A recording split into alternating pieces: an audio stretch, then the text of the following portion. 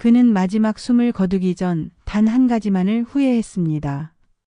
돈이 아니었습니다. 명예도 아니었습니다. 그가 후회한 것은 가족과 함께 저녁을 먹지 못한 그 수천 개의 밤이었습니다. 1998년 봄 한 남자가 모든 것을 잃었습니다. 회사를, 자존심을, 그리고 가족을. 2019년 겨울 그 남자는 요양병원 침대에서 눈을 감았습니다. 하지만 이야기는 거기서 끝나지 않았습니다. 시간의 수호자가 그에게 단 하루를 선물했기 때문입니다. 모든 것이 무너지기 시작하던 바로 그날로 돌아갈 수 있는 하루를. 오늘 제가 들려드릴 이야기는 한 남자가 인생의 마지막 순간에서야 깨달은 진실에 관한 것입니다. 그의 이름은 박성호. 구로공단의 작은 금속회사 사장이었던 평범한 남자의 이야기입니다. 1997년 가을까지만 해도 박성호는 성공한 사람이었습니다. 서울 구로공단에 위치한 구로미래금속. 직원 10명을 둔 작은 회사였지만 그에게는 자랑스러운 왕국이었습니다. 매일 아침 6시 그는 누구보다 먼저 공장 문을 열었습니다. 쇳가루 냄새와 기계유 냄새가 뒤섞인 그곳에서 그는 진짜 살아있다고 느꼈습니다. 공장 안에서 울려 퍼지는 프레스 기계 소리. 땅땅땅 쾅쾅쾅. 그 소리가 그의 심장 박동이었습니다. 사무실 벽에는 액자가 걸려 있었습니다. 중소기업 기술혁신 우수기업 표창. 1995년에 받은 상이었습니다. 그는 그 액자를 바라볼 때마다 가슴이 벅찼습니다. 중학교만 졸업한 자신이 맨손으로 일궈낸 회사였으니까요. 퇴근길 그는 종종 직원들과 소주 한 잔을 기울였습니다. 김 과장은 항상 이렇게 말했습니다. 사장님 덕분에 제 아이들 대학 보냅니다. 그 말이 그를 더 열심히 일하게 만들었습니다. 책임감이라는 이름의 무게였지만 그는 그것을 자랑스럽게 짊어졌습니다. 집으로 돌아가는 버스 안. 창밖으로 보이는 서울의 불빛들. 그는 생각했습니다. 나는 이 도시에서 살아남았다고. 아파트 현관문을 열면 아내 김선영이 반갑게 맞아주었습니다. 딸 수진이는 아빠를 보며 환하게 웃었습니다. 당시 수진이는 고등학교 2학년 대학 입시를 준비하고 있었습니다. 저녁 식탁은 언제나 따뜻했습니다. 된장찌개 냄새, 밥 짓는 냄새, 그리고 가족의 웃음소리. 하지만 박성호는 알지 못했습니다. 이 모든 것이 얼마나 쉽게 무너질 수 있는지를. 1997년 11월 이상한 소문들이 돌기 시작했습니다. 한보철강이 부도났다는 뉴스가 나왔습니다. 처음에는 남의 일 같았습니다. 대기업이야 뭐 어쩌다 한 번씩 그럴 수 있는 거 아니겠습니까? 그런데 12월이 되자 기아자동차마저 부도 처리되었습니다. 이제 더 이상 남의 일이 아니었습니다. 거래처에서 전화가 오기 시작했습니다. 이번 달 결제를 미뤄달라는 전화였습니다. 한 곳이, 두 곳이, 세 곳이. 박성호는 직원들 앞에서 웃으며 말했습니다. 괜찮습니다. 조금만 버티면 다 나아질 겁니다. 하지만 혼자 있을 때 그는 불안했습니다. 밤에 잠을 제대로 잘 수 없었습니다. 눈을 감으면 미수금 명세서가 떠올랐습니다. 1998년 1월 새해가 밝았습니다. 하지만 희망은 보이지 않았습니다. 텔레비전에서는 매일 같은 단어가 반복되었습니다. IMF 국제통화기금 구제금융. 처음에는 그 단어의 의미를 정확히 이해하지 못했습니다. 그저 나라가 돈이 없어서 빌린다는 정도로만 생각했습니다. 하지만 곧 알게 되었습니다. 그것이 무엇을 의미하는지. 은행에서 전화가 왔습니다. 대출 금리가 올라간다는 통보였습니다. 연 12%였던 금리가 하루아침에 20%로 뛰었습니다. 박성호는 전화기를 들고 멍하니 서 있었습니다. 이자만 갚아도 한 달에 500만 원. 매출은 절반으로 줄었는데 이자는 2배가 되었습니다.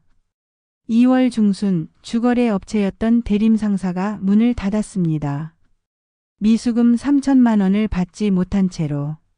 그날 밤 박성우는 처음으로 공장 사무실에서 밤을 샜습니다. 집에 갈 수가 없었습니다. 아내의 얼굴을 볼 수가 없었습니다. 책상 위에는 서류가 쌓여갔습니다. 독촉장 납품 취소 통보서 해고 요구서. 그는 손으로 얼굴을 감쌌습니다. 눈물이 나올 것 같았지만 울지 않았습니다. 남자는 울면 안 된다고 배웠으니까요. 하지만 그때 그가 몰랐습니다. 울지 않는 것과 이야기하지 않는 것은 다르다는 것을. 1998년 3월 봄이 왔습니다. 하지만 그 봄은 전혀 따뜻하지 않았습니다. 구로공단 곳곳에서 공장들이 문을 닫았습니다. 아침에 출근하면 옆 공장 셔터가 내려져 있었습니다.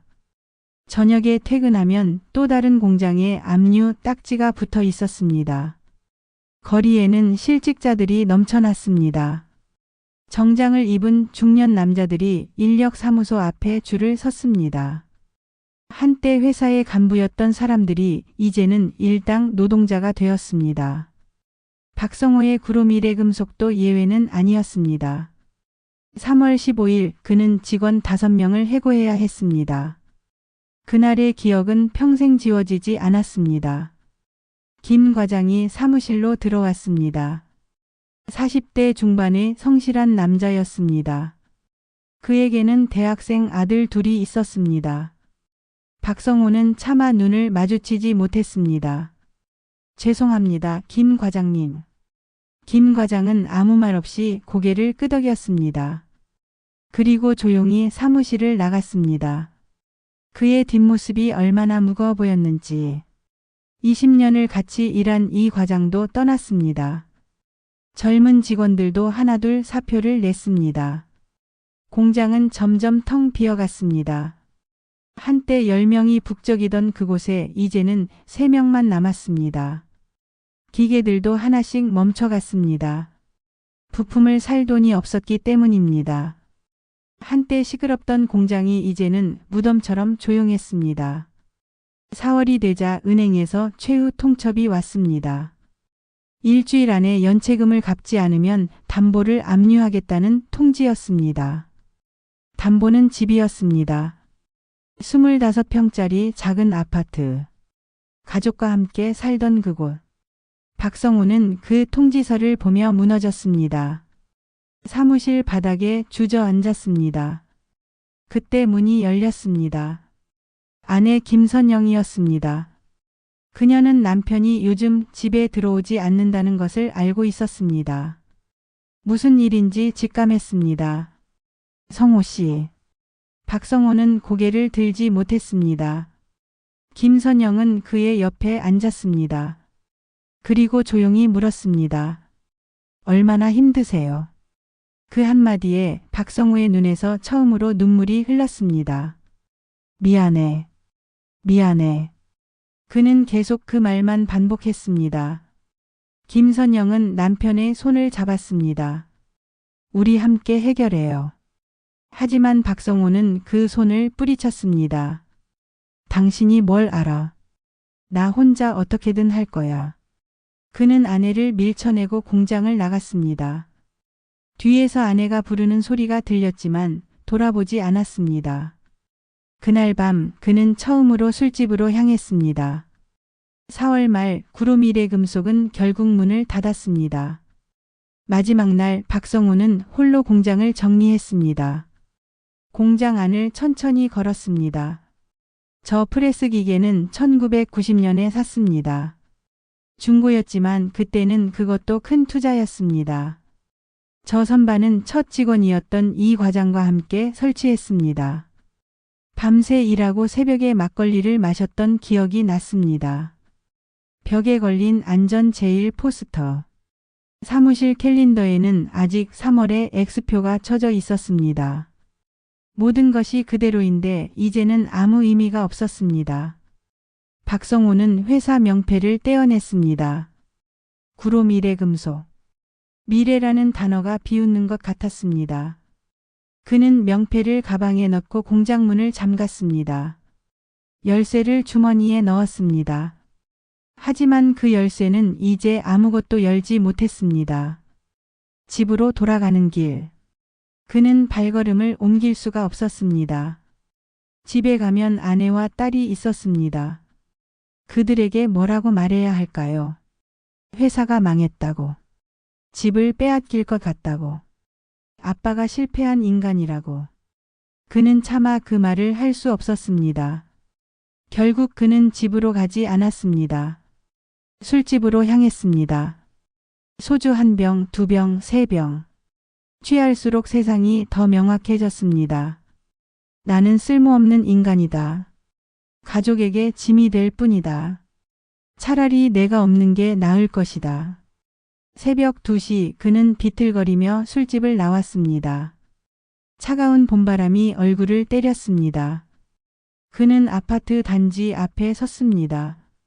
12층 우리 집 창문에 불이 켜져 있었습니다. 아내가 기다리고 있는 것이었습니다. 하지만 그는 들어가지 않았습니다. 주머니에서 지갑을 꺼냈습니다. 신용카드 2장, 현금 10,000원. 그게 전부였습니다. 그는 현금을 꺼내 우편함에 넣었습니다. 그리고 메모 1장을 남겼습니다. 미안하다. 나 없이 잘 살아라. 그는 돌아섰습니다. 아파트를 등지고 걸었습니다. 뒤를 돌아보지 않았습니다. 12층 창문에서 김선영이 내려다보고 있었습니다. 그녀는 남편의 뒷모습을 보며 눈물을 흘렸습니다. 서울역 근처 쪽방촌. 2평도 안 되는 방. 화장실도 부엌도 없었습니다. 공동 화장실은 복도 끝에 있었고 밥은 근처 무료 급식소에서 먹었습니다. 박성호는 그곳에서 살았습니다. 아니, 견뎠습니다. 매일 새벽 5시 그는 서울역 광장 인력시장으로 나갔습니다. 수십 명의 남자들이 모여 있었습니다. 모두 같은 눈빛을 하고 있었습니다. 오늘은 일을 구할 수 있을까? 트럭이 오면 사람들이 몰려들었습니다. 젊은 사람부터 뽑혔습니다. 50이 넘은 박성호는 항상 뒤에 남았습니다. 어떤 날은 일을 구했습니다. 건설 현장에서 자재를 나르는 일. 하루 종일 시멘트 포대를 옮기면 3만 원을 받았습니다. 어떤 날은 일을 구하지 못했습니다. 그런 날은 굶었습니다. 자존심 때문에 무료 급식소에 가지 못했습니다. 밤이 되면 그는 쪽방으로 돌아왔습니다. 몸은 녹초가 되었지만 잠이 오지 않았습니다. 얇은 벽 너머로 옆방 소리가 들렸습니다. 누군가 기침을 했습니다. 누군가 혼잣말을 했습니다. 누군가 울고 있었습니다. 박성호는 천장을 바라보았습니다. 천장에는 곰팡이가 피어 있었습니다. 그는 생각했습니다. 수진이는 잘 지내고 있을까? 대학에는 갔을까? 아내는 건강한가? 하지만 그는 알 수 없었습니다. 연락을 끊었기 때문입니다. 1년이 지났습니다. 2년이 지났습니다. 시간은 그렇게 흘러갔습니다. 박성호의 손은 굳은 살로 뒤덮였습니다. 얼굴에는 주름이 깊어졌습니다. 머리카락은 하얗게 새었습니다. 어느 겨울날이었습니다. 눈이 내렸습니다. 그는 편의점 앞에 앉아 있었습니다. 손에는 컵라면이 들려 있었습니다. 김이 모락모락 올라왔습니다. 옆에는 신문이 놓여 있었습니다. 무심코 일면을 보았는데 익숙한 이름이 눈에 들어왔습니다. IMFP의 중소기업 재기지원 사업 대상 선정. 구로미래금속 마이너스 대표 김선영. 박성호는 신문을 집어들었습니다. 손이 떨렸습니다. 기사를 읽었습니다. 아내가 회사를 다시 일으켰다는 내용이었습니다. 직원 3명으로 시작해서 이제는 5명이 되었다고 했습니다. 그는 울었습니다. 편의점 앞에서 사람들이 지나다니는 그곳에서 소리내어 울었습니다. 아내는 그를 기다리지 않았습니다. 아니, 기다리지 않은 게 아니라 살아남기 위해 앞으로 나아간 것이었습니다. 그는 깨달았습니다. 자신이 도망친 것은 가족을 지키기 위함이 아니었다는 것을. 단지 무너진 자신의 모습을 보이기 싫었던 것뿐이었다는 것을. 2019년 가을. 국립요양병원 307호실. 흰 벽, 흰 침대, 흰 커튼. 박성호는 그곳에서 누워 있었습니다. 이제 73이었습니다. 폐렴이 악화되어 입원한 지 2달째였습니다. 의사는 말했습니다. 오래 버티기 힘들 것 같다고. 그는 이미 알고 있었습니다. 자신의 시간이 얼마 남지 않았다는 것을. 병실 창문으로 가을 하늘이 보였습니다. 구름이 천천히 흘러갔습니다. 간호사가 들어와 링거를 확인하고 나갔습니다. 그는 혼자였습니다. 늘 혼자였습니다. 보호자란에는 이름이 없었습니다. 면회객도 없었습니다. 20년 넘게 혼자 살았습니다. 그는 천천히 눈을 감았습니다. 기억 속으로 걸어 들어갔습니다. 수진이의 웃음소리가 들렸습니다. 아빠 오늘 학교에서 상 받았어요. 아내의 목소리가 들렸습니다. 성호 씨 저녁 다 됐어요. 그 목소리들이 얼마나 그리웠는지. 그날 밤 TV에서 다큐멘터리가 방영되었습니다. IMF 20년 그날의 기억. 화면에는 당시 거리 풍경이 나왔습니다. 실직자들이 줄을 선 고용안정센터. 텅 빈 공장들. 금매 전단지가 붙은 아파트들. 인터뷰이들이 말했습니다. 그때 정말 힘들었습니다. 하지만 가족이 있어서 버텼어요. 서로 의지하며 살아남았죠. 박성호는 그 말을 들으며 웃었습니다. 쓸쓸한 미소였습니다. 나는 버티지 못했구나. 가족을 의지하지도 못했구나. 그는 작은 소리로 중얼거렸습니다. 수진아, 선영아, 미안하다. 심전도 기계의 소리가 점점 느려졌습니다. 비. 그는 마지막으로 눈을 감았습니다. 그리고 모든 것이 멈췄습니다. 어둠 속에서 빛이 스며들었습니다. 박성호는 눈을 떴습니다. 하지만 병실이 아니었습니다. 그곳은 끝없이 하얀 공간이었습니다. 바닥도 벽도 천장도 보이지 않았습니다. 다만 빛만이 부드럽게 흘렀습니다. 공중에는 이상한 것들이 떠다녔습니다. 시계 톱니에 바퀴 모래알 달력 조각들. 시간의 파편들이었습니다. 그리고 그곳에 한 사람이 서 있었습니다. 긴 회색 코트를 입은 남자. 나이를 가늠할 수 없는 얼굴. 그의 손에는 은빛 회중시계가 있었습니다. 시간의 수호자였습니다. 박성호 씨. 수호자가 말했습니다. 당신의 시간이 멈췄습니다. 박성호는 자신의 손을 내려다보았습니다. 주름진 손이었습니다. 73 노인의 손이었습니다. 저는 죽은 건가요? 수호자는 고개를 끄덕였습니다. 당신의 육신은 멈췄습니다. 하지만 당신의 마음은 아직 끝나지 않았습니다. 무슨 말입니까? 수호자는 회중시계를 들어 올렸습니다. 시계 안에서 장면들이 흘러갔습니다. 1998년 봄의 공장. 아내의 눈물. 딸의 웃음.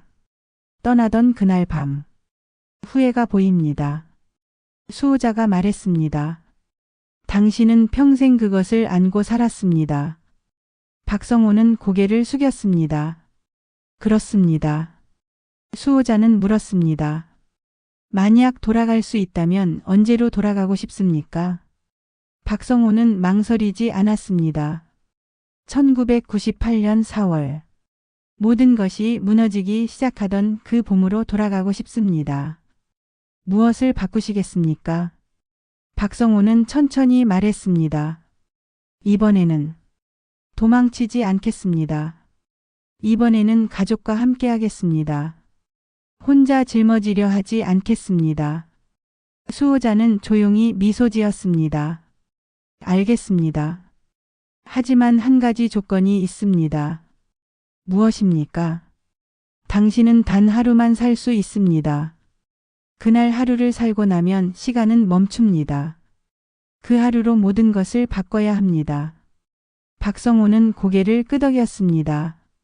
하루면 충분합니다. 수호자는 회중시계의 용두를 돌리기 시작했습니다. 찰칵 찰칵 찰칵. 시간이 거꾸로 흘러갔습니다. 빛이 점점 강해졌습니다. 박성호의 몸이 공중으로 떠올랐습니다. 그리고 모든 것이 하얗게 변했습니다. 눈을 떴습니다.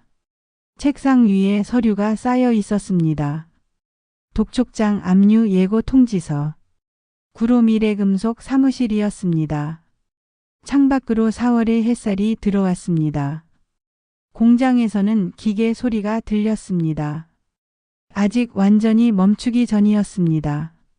박성호는 자신의 손을 보았습니다. 젊은 손이었습니다. 50살의 손이었습니다. 그는 돌아온 것입니다. 문이 열렸습니다. 안에 김선영이 들어왔습니다. 성호 씨, 은행에서 또 연락 왔어요. 내일까지 답을 안 주면 압류 절차 시작한대요. 그녀의 목소리는 지쳐 있었습니다. 눈가에는 눈물 자국이 있었습니다. 밤새 울었던 것이었습니다. 박성호는 그 모습을 보며 가슴이 무너졌습니다. 이전 생에서 그는 이 순간에 아내를 외면했습니다. 당신이 뭘 알아? 라고 소리쳤습니다. 그리고 며칠 후 집을 나갔습니다. 하지만 이번에는 달랐습니다. 그는 천천히 일어났습니다. 아내에게 다가갔습니다. 그리고 말했습니다. 여보, 앉아요. 김선영은 놀란 표정을 지었습니다. 남편이 이런 말투를 쓴 것은 오랜만이었습니다. 박성호는 그녀의 손을 잡았습니다. 따뜻한 손이었습니다. 그 손을 20년이나 놓고 살았다는 것이 믿기지 않았습니다. 당신 말이 맞아요. 이제 그만합시다. 뭐라고요? 회사를 정리합시다. 더 이상 버틸 수 없어요. 인정하고 싶지 않았지만 이제는 인정해야 할 때입니다. 김선영의 눈에서 눈물이 흘렀습니다. 하지만 그것은 슬픔의 눈물이 아니었습니다. 안도의 눈물이었습니다. 정말 괜찮아요. 당신이 그렇게 아끼던 회사인데. 박성호는 미소 지었습니다. 회사보다 소중한 게 있다는 걸 이제야 알았어요. 그는 아내를 껴안았습니다. 오랜만에 포옹이었습니다. 미안했어요. 혼자 다 짊어지려고 했던 것. 당신을 믿지 못했던 것. 김선영은 남편의 등을 토닥였습니다. 이제 함께 해결해요. 우리가 함께라면 뭐든 할 수 있어요. 오후 2시. 박성호는 남은 직원 3명을 불렀습니다. 이 과장, 박대리, 김사원. 그들은 긴장한 얼굴로 사무실에 들어왔습니다. 또 누군가 잘리는 건 아닌가 하는 두려움이 역력했습니다. 박성호는 그들 앞에 섰습니다. 그리고 깊이 고개를 숙였습니다. 여러분, 죄송합니다. 구로미래금속은 오늘을 끝으로 문을 닫습니다. 직원들은 놀라지 않았습니다. 이미 예상하고 있었던 것입니다. 그동안 함께해 주셔서 감사했습니다. 제 능력 부족으로 여러분께 이런 결과를 안겨드려 죄송합니다. 이 과장이 말했습니다. 사장님 잘못이 아닙니다. 이 시국에 누가 버티겠습니까? 박성호는 고개를 들었습니다. 그래도 제가 책임져야 할 몫이 있습니다. 그는 봉투 3개를 꺼냈습니다. 많지는 않지만 마지막 월급과 퇴직금 일부입니다. 남은 금액은 회사 정리 후에 보내드리겠습니다. 직원들은 묵묵히 봉투를 받았습니다. 박 대리가 물었습니다. 사장님은 어떻게 하실 건가요? 박성호는 창밖을 바라보았습니다. 저는 다시 시작해야죠.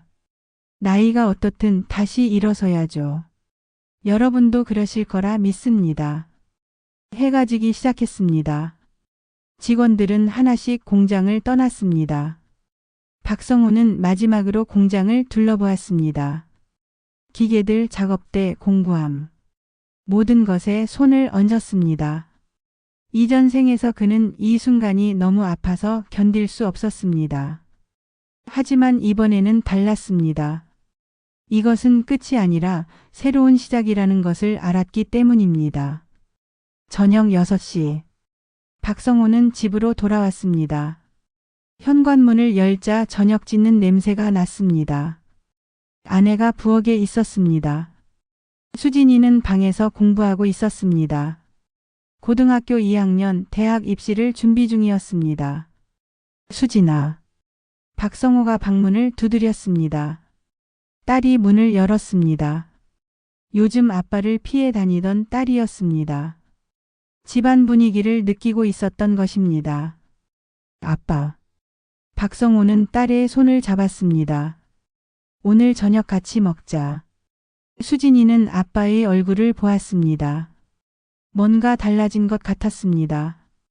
오랜만에 보는 따뜻한 미소였습니다. 식탁에 셋이 둘러앉았습니다. 된장찌개, 김치, 계란말이.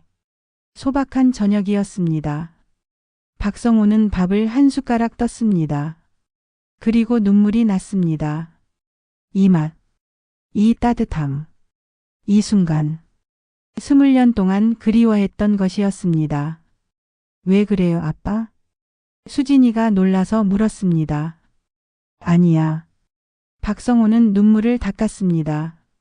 그냥 엄마 밥이 맛있어서. 김선영이 웃었습니다. 매일 먹던 건데 갑자기 왜 그래요? 박성호는 두 사람을 바라보았습니다. 그리고 천천히 말했습니다. 수진아, 아빠가 회사를 정리했다. 수진이는 숟가락을 내려놓았습니다. 한동안 힘들 거야. 이사도 해야 할 수 있고 형편이 어려워질 수도 있어. 내 학원도 끊어야 할지 모르겠다. 수진이는 고개를 저었습니다. 괜찮아요, 아빠. 박성호는 딸의 손을 잡았습니다. 미안하다. 아빠가 더 잘해줬어야 하는데. 수진이가 말했습니다. 아빠, 저는 아빠가 집에 있어주는 게 더 좋아요. 요즘 아빠 얼굴을 못 봐서 슬펐어요. 그 말에 박성호는 또다시 눈물을 흘렸습니다. 김선영이 말했습니다. 우리 셋이 함께 있으면 뭐든 할 수 있어요. 다시 일어설 수 있어요. 박성호는 고개를 끄덕였습니다. 그렇습니다. 가족이 있으면 뭐든 할 수 있습니다. 저녁을 먹고 설거지를 했습니다. 세 사람이 함께 설거지를 했습니다. 박성호가 설거지를 하는 모습을 보고 수진이가 웃었습니다. 아빠가 설거지하는 거 처음 봐요. 앞으로 자주 할 거야. 거실에 앉아 TV를 봤습니다. 뉴스에서는 여전히 IMF 이야기가 나왔습니다. 하지만 더 이상 무섭지 않았습니다. 밤 10시. 수진이가 먼저 방으로 들어갔습니다. 잘 자, 아빠. 잘 자, 수진아. 김선영이 말했습니다. 당신도 쉬어요. 오늘 많이 힘들었죠. 박성호는 고개를 저었습니다. 아니에요. 오늘이 가장 편한 날이었어요. 두 사람은 소파에 나란히 앉았습니다. 창밖으로 봄비가 내렸습니다. 김선영이 남편의 손을 잡았습니다. 우리 잘할 수 있을 거예요. 박성호는 그 손을 꼭 쥐었습니다. 당신이 있어서 다행이에요. 자정이 가까워졌습니다. 박성호는 부엌 창가에 혼자 앉아 있었습니다. 밖에는 여전히 봄비가 내렸습니다. 그는 회중시계가 없었지만 알 수 있었습니다. 시간이 얼마 남지 않았다는 것을. 가슴이 조금씩 무거워졌습니다.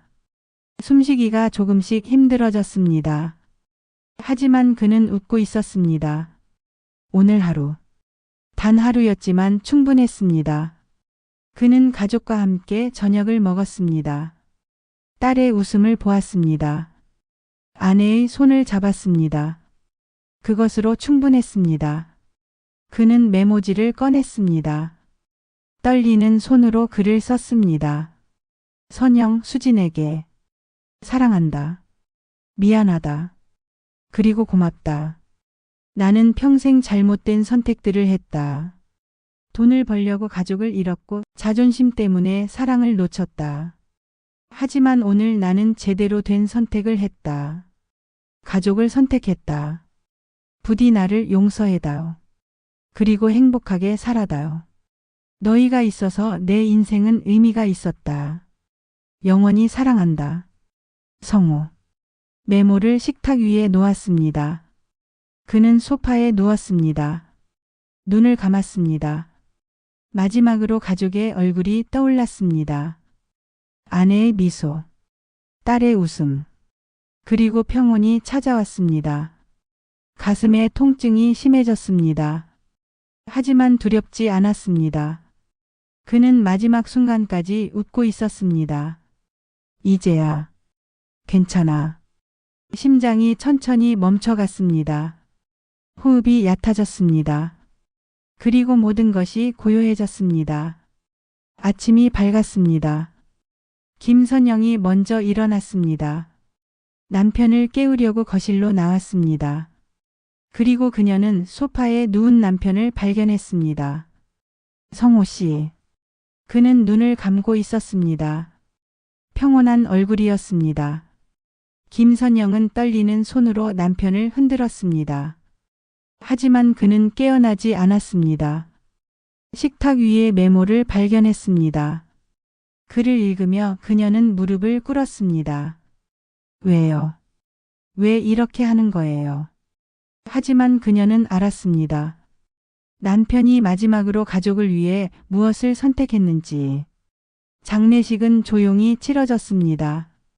남은 직원들이 왔습니다. 몇몇 거래처 사람들이 왔습니다. 박성호는 그렇게 떠났습니다.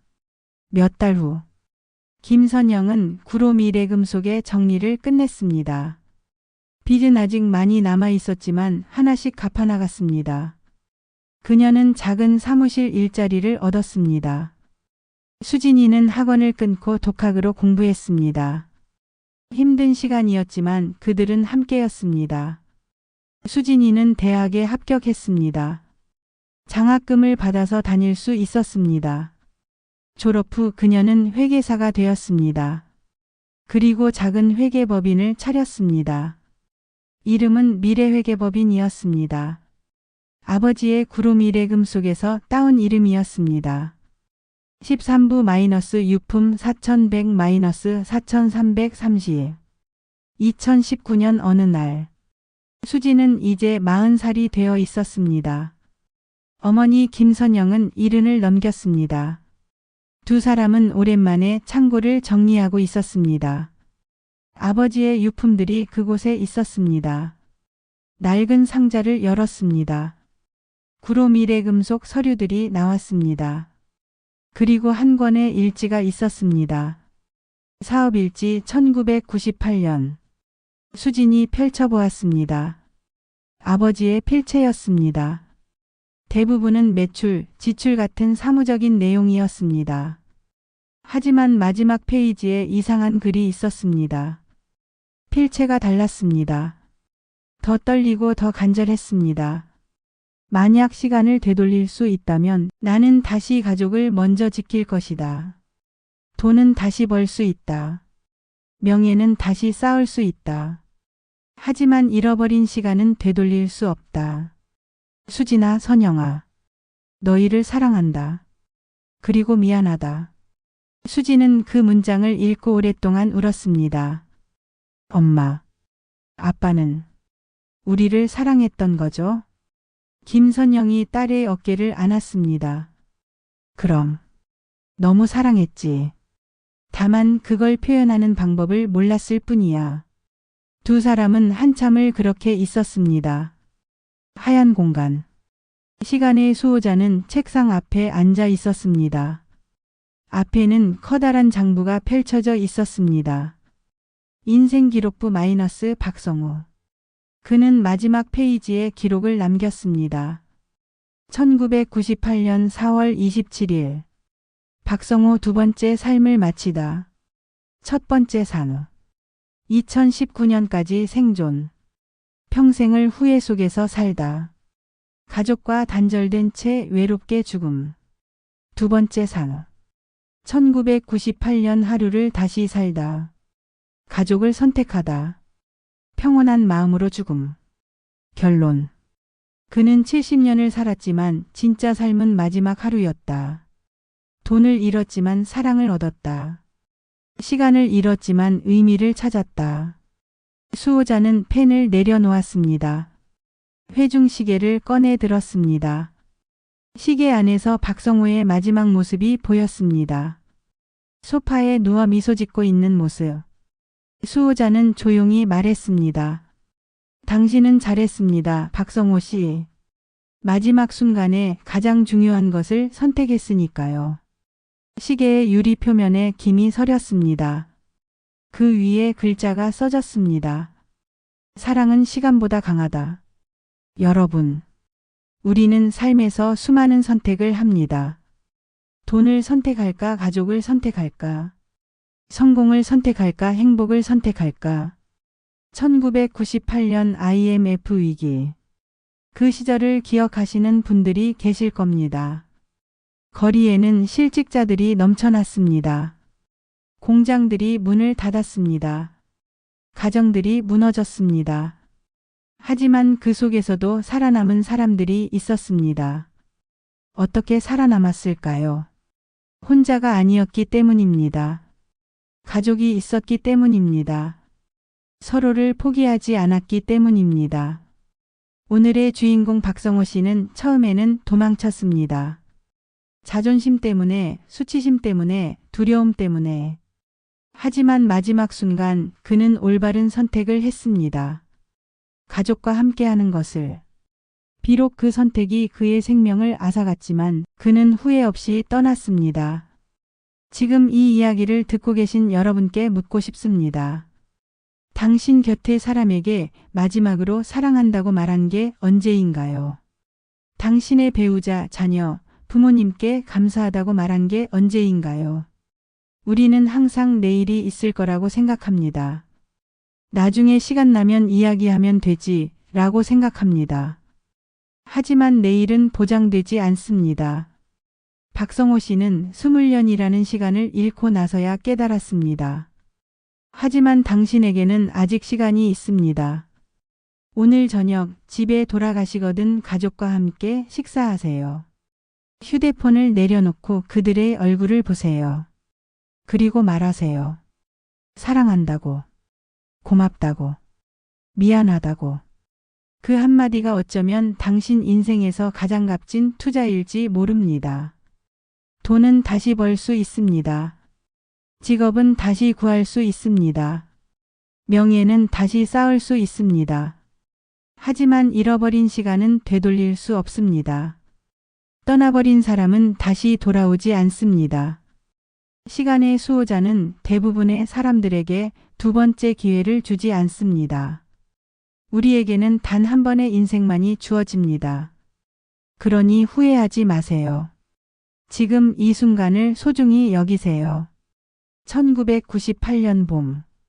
수많은 가정이 무너졌지만 또 수많은 가정이 더 단단해졌습니다. 위기는 사람의 본질을 드러냅니다.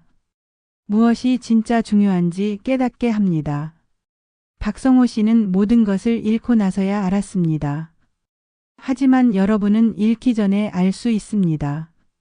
가장 소중한 것은 언제나 가까이에 있다는 것을. 그것은 거창한 것이 아니라는 것을. 함께 먹는 저녁 한 끼. 함께 나누는 대화 한마디. 함께 보내는 시간. 그것이 진짜 부입니다. 그것이 진짜 성공입니다. 시간의 수호자는 오늘도 어딘가에서 누군가를 지켜보고 있습니다. 후회로 가득 찬 사람들을. 아직 시간이 있는데도 그것을 깨닫지 못하는 사람들을.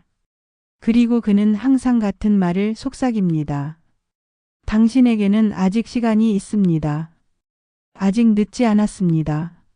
지금 바로 사랑하세요. 이 이야기가 여러분의 마음에 작은 울림이 되기를 바랍니다. 오늘 하루 소중한 사람을 더 꼭 안아주세요. 오늘 저녁 함께하는 시간을 더 소중히 여기세요. 왜냐하면 우리 모두는 시간 여행자이기 때문입니다. 과거를 바꿀 수는 없지만 미래는 바꿀 수 있습니다. 그리고 그 미래는 바로 오늘 시작됩니다. 감사합니다.